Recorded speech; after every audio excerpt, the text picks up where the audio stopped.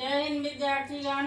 हम अपनी रस की कक्षा को आगे बढ़ाते हुए आज पढ़ेंगे रस के भेद। रस के भेद में हम पहला पढ़ेंगे श्रृंगार रस, जिसका स्थायी भाव है रति। रति का अर्थ होता है प्रेम। श्रृंगार का आधार प्रेम भाव है। श्रृंगार का आधार प्रेम भाव है। श्रृंगार को रसराज कहा जाता है। इसमें नारी पुरुष के अनुराग का वर्णन आता है। अनुराग अर्थात प्रेम। इसमें संयोग और वियोग के कारण दो भेद होते हैं। पहला है आपका संयोग श्रृंगार और दूसरा है वियोग या कहें विप्रलब्ध श्रृंगार रस। विद्यार्थीगण, हम इसका पहला पढ़ेंगे संयोग श्रृंगार। संयोग श्रृंगार में जो स्थायी भाव है वह रति है। आलंबन यहाँ पर नायक या नायिका है। उद्दीपन नायक या नायिका का मोहक रूप है। एकांत नदी का किनारा है। चांदनी रात, फुलवारी आदि। यहाँ पर अनुभाव है आपलक निहारना, रोमांच दर्शन, स्पर्श, हास्य, कटाक्ष, संकेत, मुस्काना आदि। संचारी भाव है यहाँ पर हर्ष, संकोच आदि। विद्यार्थीगण, इससे पहले आपने संचारी भाव पढ़े हैं। यह सभी जानते हैं कि संचारी भाव 33 होते हैं। ध्यान देंगे विद्यार्थीगण, आप सभी जानते हैं कि संचारी भाव 33 होते हैं, परंतु वो 33 कौन कौन से है, यह प्रश्न मैं आपके लिए छोड़ रही हूँ, लिखें आप। उदाहरण देखें हम संयोग श्रृंगार का। यहाँ पर राम को रूप निहारते जानकी, कंकन के नग की परछाई। परछाई अर्थात परछाई। कंकन हाथ में पहनने वाला कड़ा। जानकी अर्थात सीता। यहाँ पर कहा गया है कि राम के रूप को जानकी बहुत अच्छे तरीके से यह कहें एकटक निहार रही अर्थात देख रही हैं। तो ये विद्यार्थीगण यहाँ पर स्थायी भाव है रति। आश्रय है यहाँ पर सीता। आलंबन है राम। उद्दीपन है राम का रूप और अनुभाव है रूप निहारना।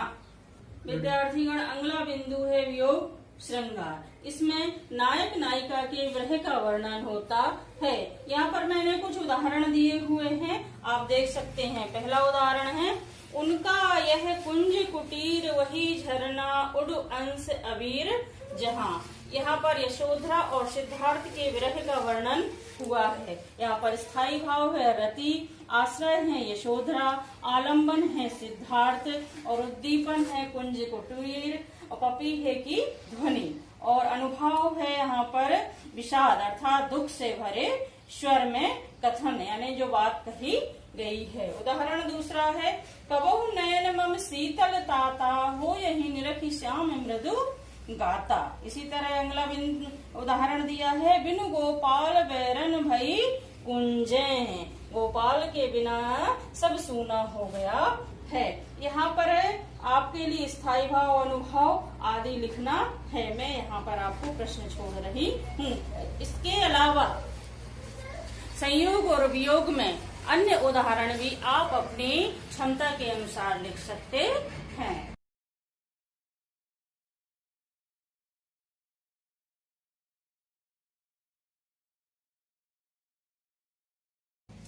विद्यार्थीगण, हमारा अगला बिंदु है हास्य रस, जिसका स्थायी भाव है हास। साहृदय के हृदय में स्थित हास्य नामक स्थायी भाव का विभाव, अनुभव और संचारी भाव से संयोग हो जाता है तो वह हास्य रस कहलाता है। जिसका उदाहरण है, पहला, इस दौड़ धूप में क्या रखा आराम करो आराम करो। दूसरा है, जब धूमधाम से जाती है बारात किसी की सज धज कर, मन करता धक्का दे दूं, मन करता धक्का दे दूल्हे को जा बैठूं घोड़े पर। हमारा अगला रस है विद्यार्थीगण करुण रस, जिसका स्थायी भाव है शोक। सहृदय के हृदय में शोक नामक स्थित भाव का जब विभाव, अनुभाव, संचारी भाव के साथ संयोग होता है वह कर्ण रस का रूप ग्रहण कर लेता है। उदाहरण, अभी तो मुकुट बंधा था माथ, हुए कल ही हल्दी के हाथ। दूसरा है, प्रिय पति वह मेरा प्राण प्यारा कहाँ है, दुख जलनिधि डूबी का सहारा कहाँ है। विद्यार्थीगण, हमारा अगला रस है वीर रस, जिसका स्थायी भाव है उत्साह है। सहृदय के हृदय में स्थित उत्साह नामक स्थायी करण का जब विभाव, अनुभव और संचारी भाव से संयोग हो जाता है तो वह वीर रस का रूप ग्रहण कर लेता है।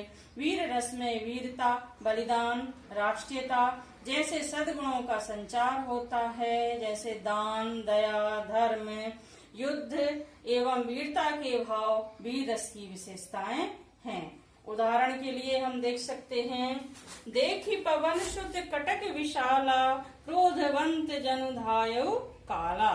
दूसरा है, सिंहासन हिल उठे राजवंशों ने, भ्रकुटी तानी थी, बूढ़े भारत में भी आई फिर से नई जवानी थी। तीसरा है, वह खून कहो किस मतलब का जिसमें उबाल नहीं।